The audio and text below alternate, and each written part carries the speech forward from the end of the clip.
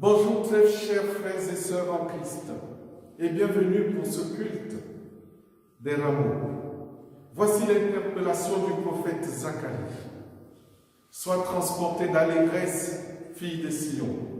Pousse des cris de joie, fille de Jérusalem. Voici, ton roi vient à toi. Il est juste et victorieux. Il est humble et monté sur un âne, le petit d'une ânesse. Ce culte fait renaître en nous le désir de l'attente.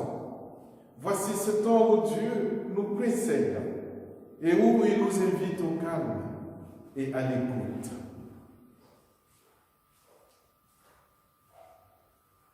Oui, ce culte où la parole de Dieu ouvre chaque fois à nouveau un espace dans nos vies pour accueillir et pour aimer, pour recevoir et pour donner. C'est le temps de la grâce et c'est le temps de la paix que Dieu lui-même nous donne. Amen.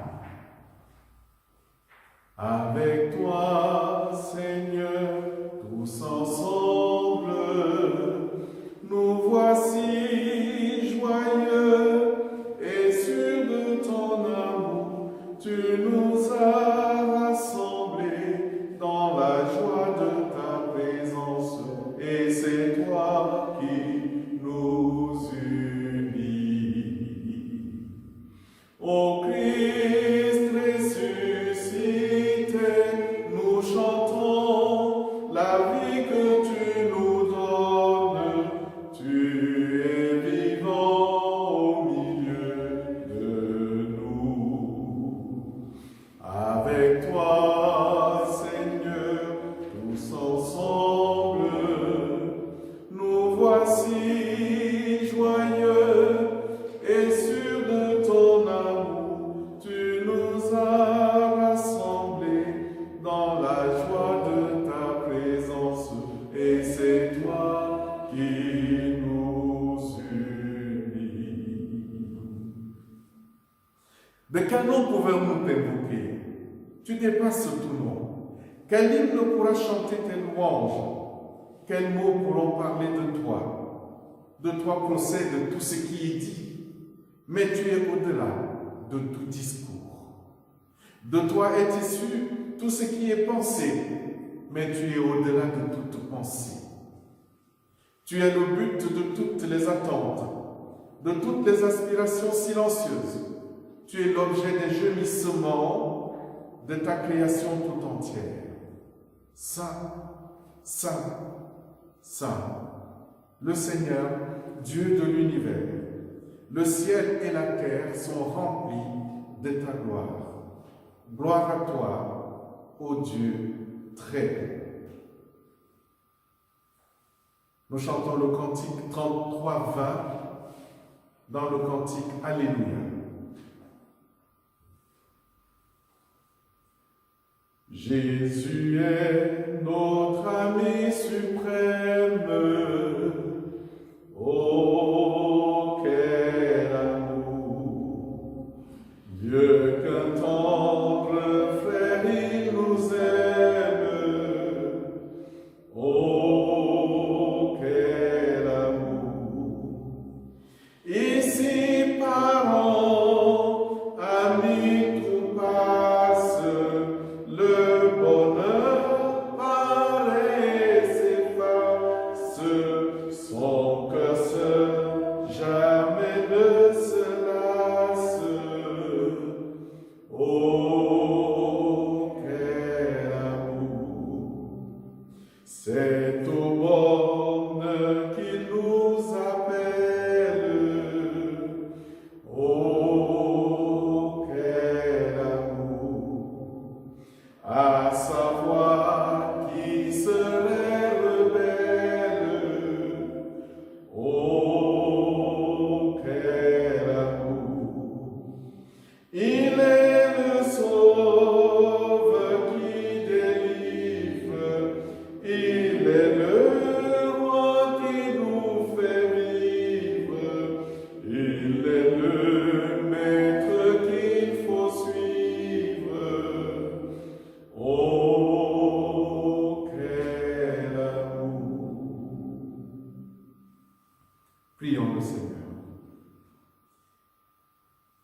Seigneur notre Dieu, notre Père, c'est vers toi que nous venons ce matin pour nous réjouir de l'entrée de Jésus à Jérusalem. Même si aujourd'hui nous savons le cours des événements. Seigneur, nous savons que nous ne sommes pas parfaits. Alors corrige-nous sans colère. Reprends-nous sans violence. Voici que nos péchés nous submergent. Leur poids est beaucoup trop pesant pour nous. Seigneur, pardonne-nous. Pardonne-nous, car nous savons bien que rien de nous ne t'échappe. C'est en toi que nous espérons, Seigneur. Tu es notre Dieu, et nous avons la ferme conviction que tu nous répondras. Maintenant, Seigneur, dans ce temps où nous sommes tous confinés, nous sommes près de tomber. Nos préoccupations sont lourdes. Nous ne savons pas de quoi est fait notre lendemain.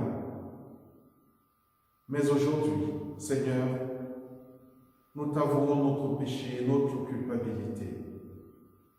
Seigneur, ne nous abandonne pas. Tu es notre Dieu. Viens vite à notre aide. Tu es le Seigneur de notre salut. C'est au nom de Jésus-Christ, ton Fils, notre Seigneur, que nous te prions. Amen.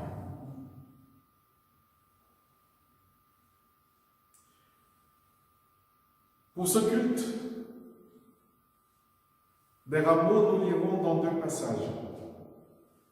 Cette lecture du jour nous amène à lire le prophète Ésaïe au chapitre 59, du verset 15b au verset 20.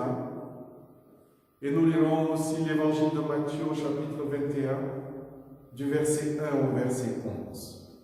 Mais avant, prions le Seigneur pour que cette parole devienne pour nous parole de vie.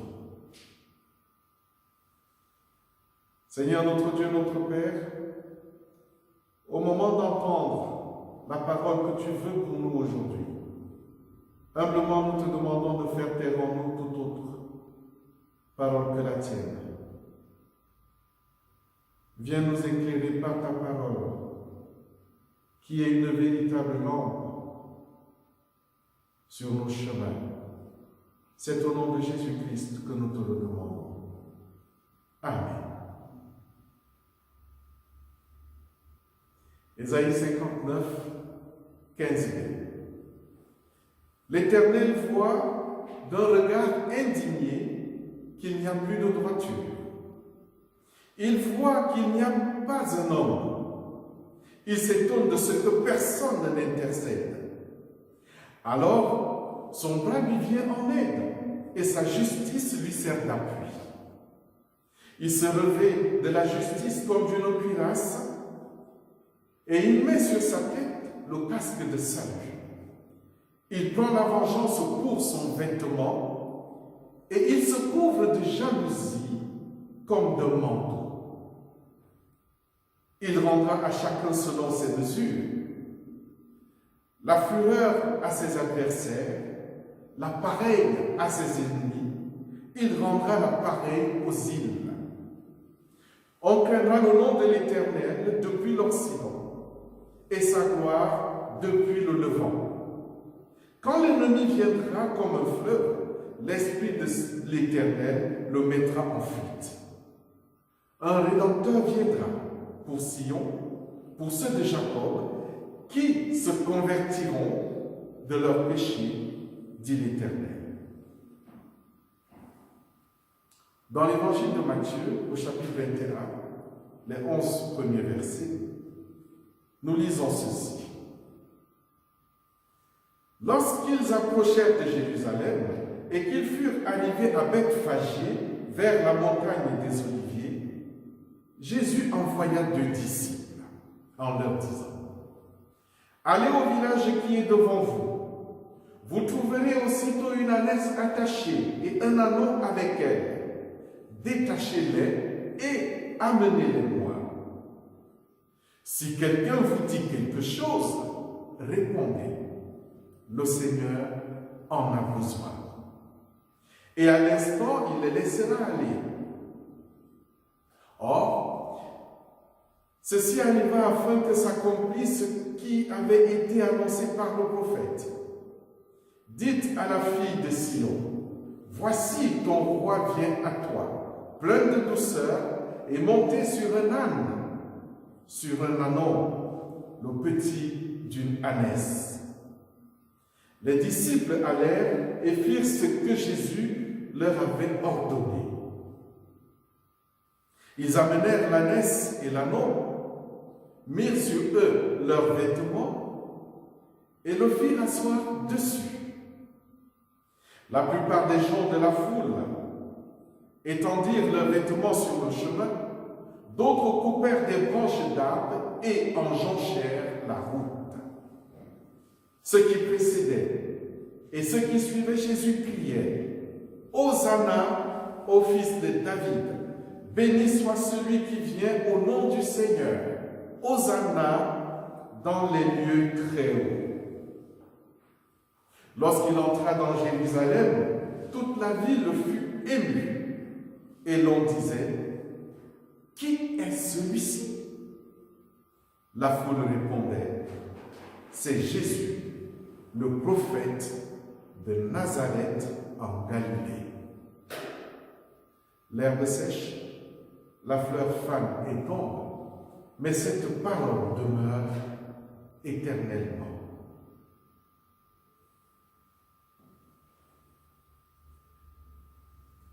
Chers amis dans le Seigneur, dans ces conditions toujours particulières,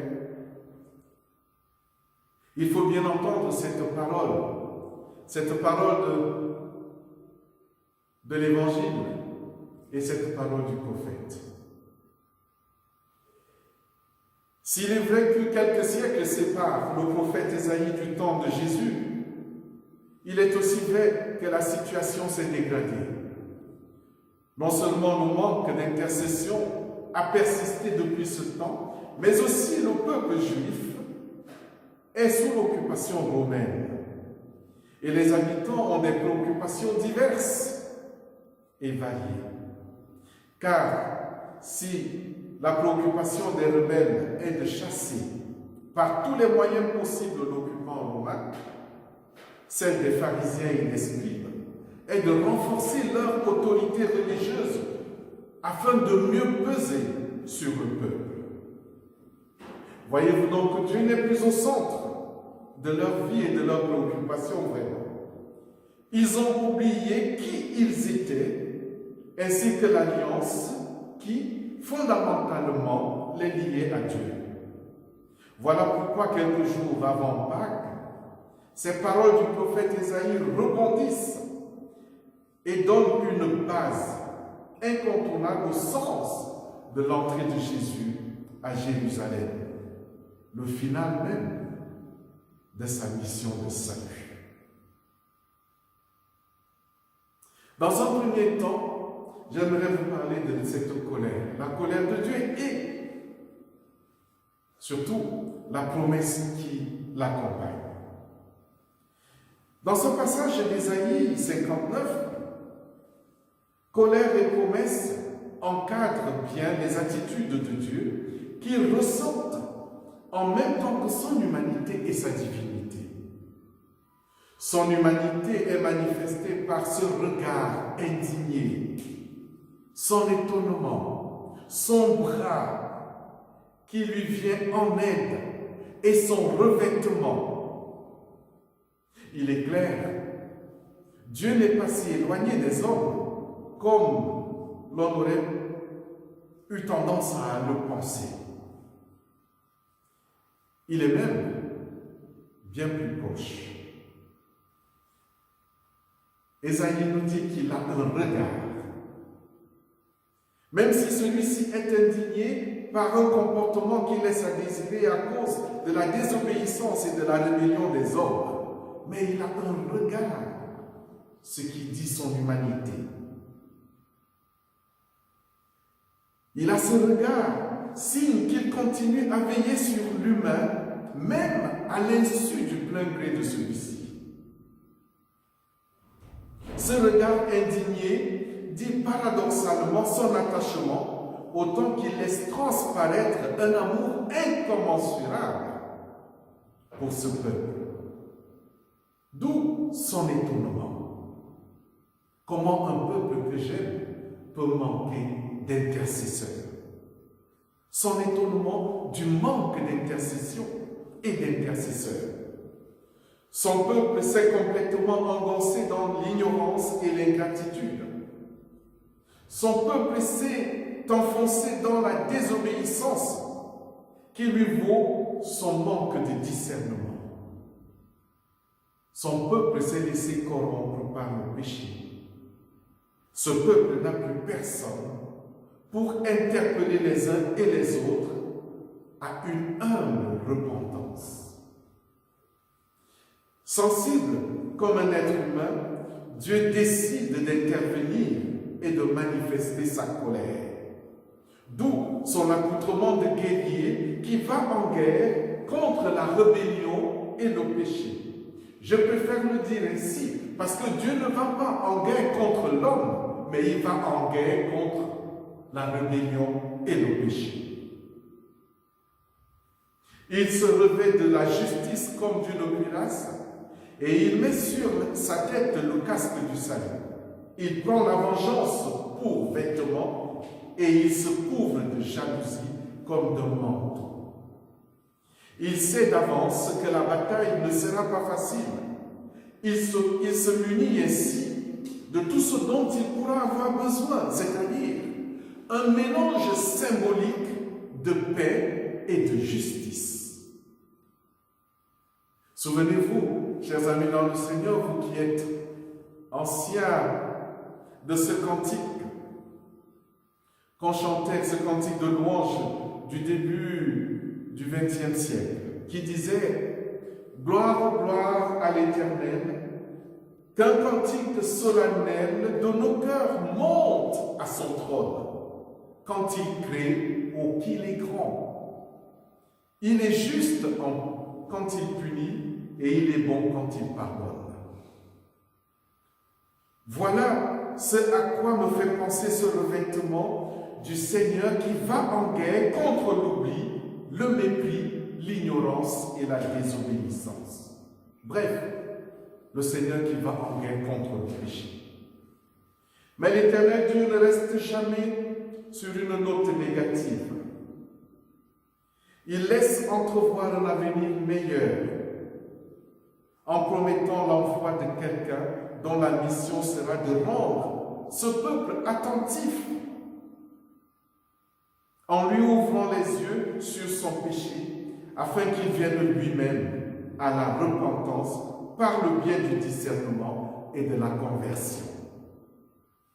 En disant cela, ça me fait penser à la réaction des Ninivites au temps du prophète Jonas. À l'écoute du prophète, le roi de Ninive décrète un moment de jeûne et de prière qui va incliner finalement la volonté de Dieu. Et Dieu va renoncer à la destruction de la ville de Ninive parce que le peuple se convertit et se repent.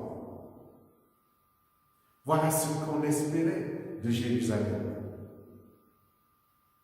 Le Rédempteur vient pour que Jérusalem se repente et se convertisse. Un Rédempteur viendra pour Sion, pour ceux de Jacob qui se convertiront de leurs péchés, dit l'Éternel. Et cet homme qui vient monter sur une ânesse, c'est Jésus le Christ, son propre Fils.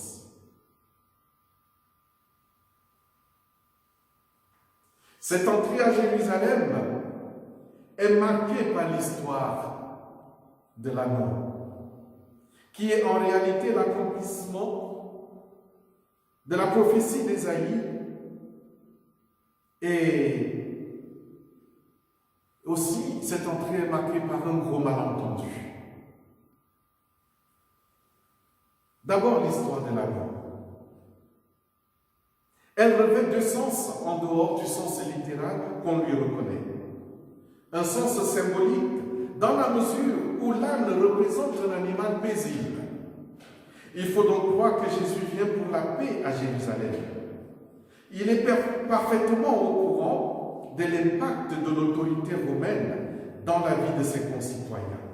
Sa mission est donc de libérer le peuple, mais de le libérer autrement, c'est-à-dire de les libérer de leur haine, afin qu'ils accèdent à la liberté de la foi, qui en aucun cas et d'aucune manière ne peut leur être enlevée.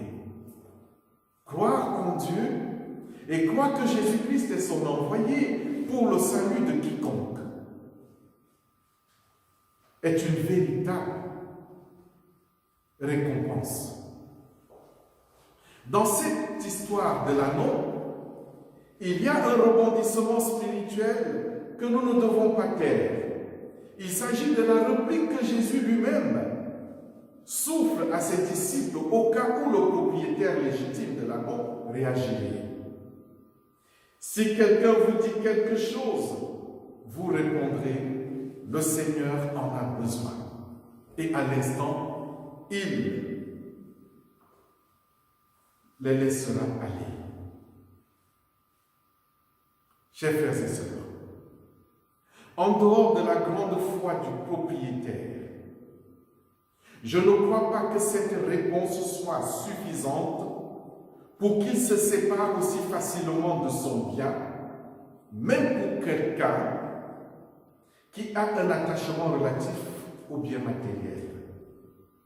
En relisant ce passage avec beaucoup de simplicité et d'intérêt d'ailleurs, je n'ai pas pu comptabiliser, ou plutôt compter, le nombre de fois que j'ai réprimé en moi, ou pire encore, que j'ai combattu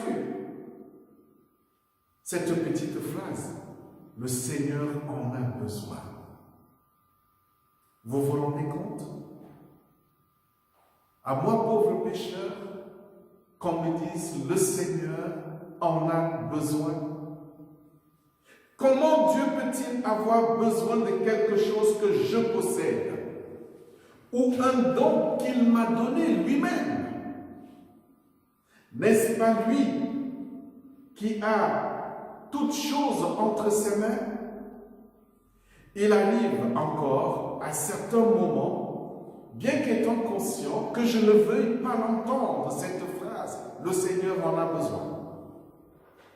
Mais en réalité, est-ce à moi de choisir quand il me faut l'entendre? Je crois que non.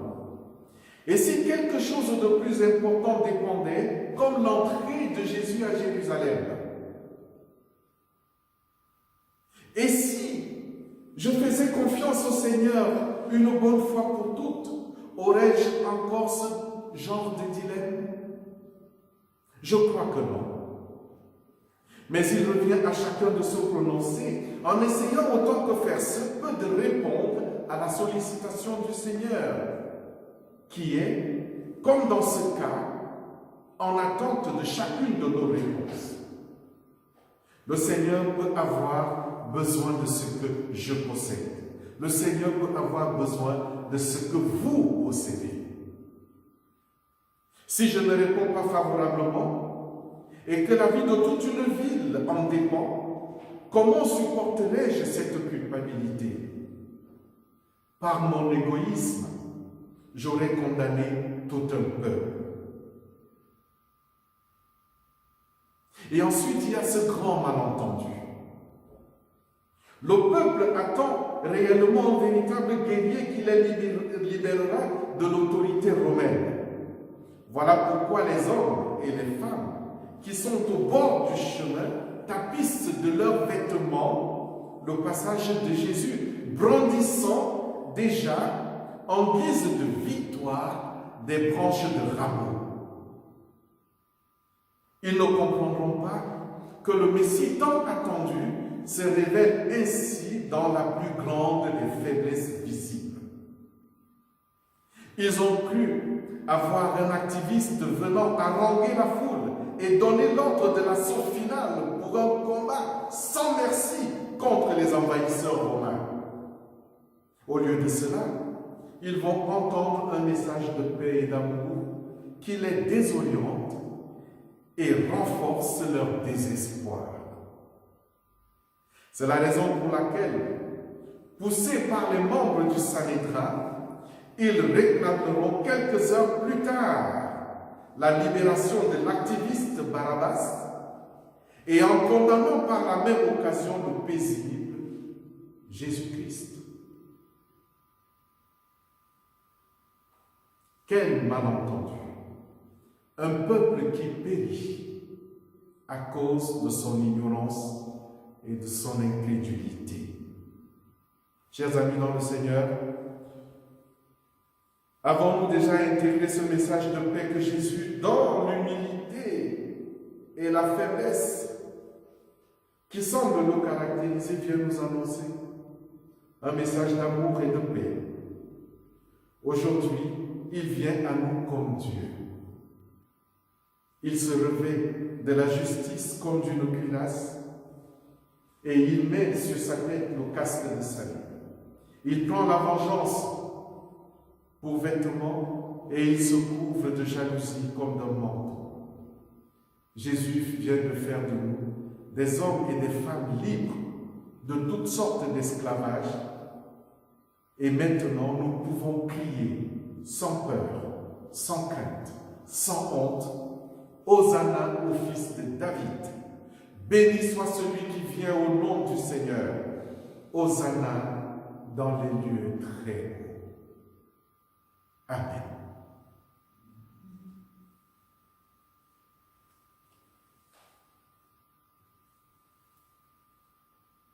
Nous chantons le cantique 47, 14.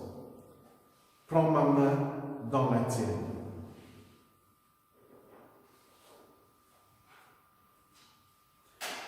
Prends ma main dans la tienne et qu'en tout lieu ta droite me soutienne, Seigneur mon Dieu, commandons sans ton aide, me diriger. Si je ne te possède dans le danger, mais si l'orage gronde, si tout m'est pris, si la mer est profonde et le ciel gris, que ta voix me soutienne, même en ce lieu, que ma main dans la tienne reste, ô mon Dieu.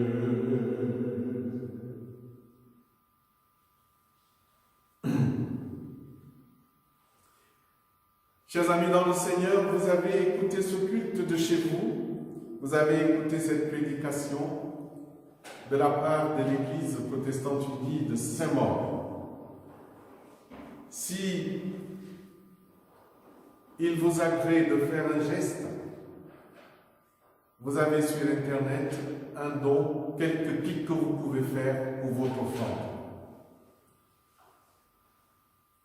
Donc, je vous invite à aller sur le site de l'Église protestante unie de Saint-Maur et à cliquer sur le don pour participer à cette offrande.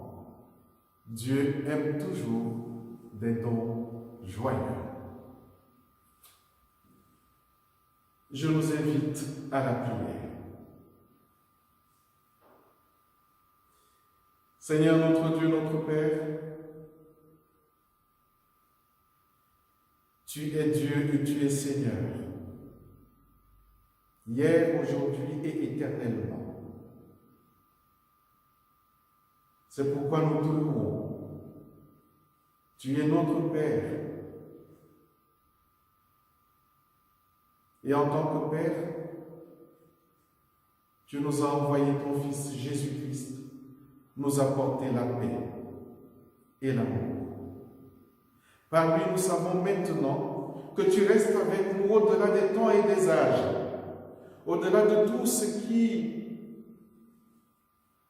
peut nous miner, au-delà de tout ce qui nous touche, tout ce qui nous confine.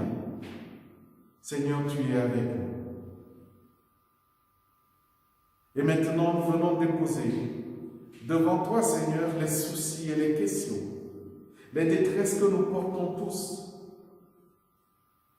Seigneur, donne sagesse et intelligence à ces médecins, ces chercheurs, pour qu'ils trouvent le remède qu'il faut pour que nous retrouvions la sérénité et la paix.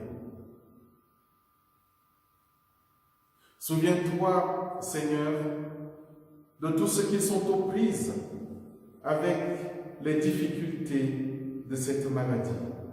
Console et réconforte toutes les familles affligées. Conforte et réconforte aussi tous les malades du corps et même les malades de l'âme. Seigneur, viens au secours de tous ceux qui sont privés du secours humain.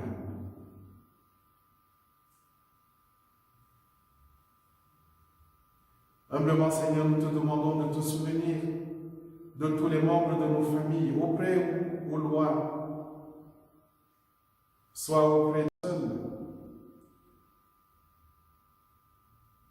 Et parmi nous, Seigneur, suscite des intercesseurs, des témoins joyeux, courageux,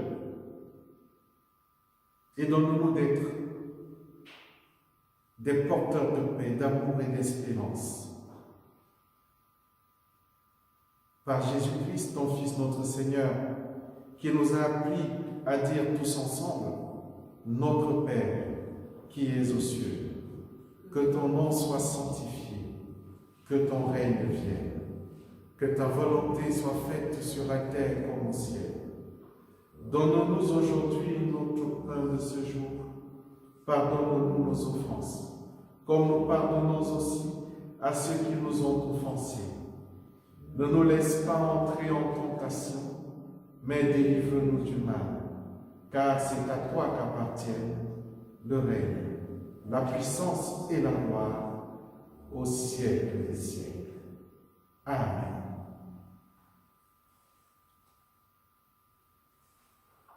Chers amis dans le Seigneur, au terme de notre culte, avec joie et espérance, recevons de Dieu la bénédiction.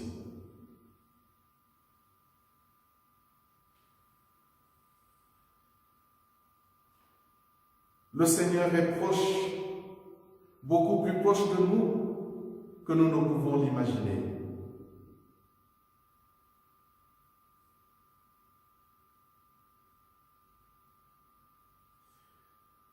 Que la grâce de Dieu le Père, l'amour de Jésus-Christ le Fils et la communion du Saint-Esprit soient toujours avec nous. Allons tous dans la joie et la paix de notre Seigneur Jésus-Christ. Amen.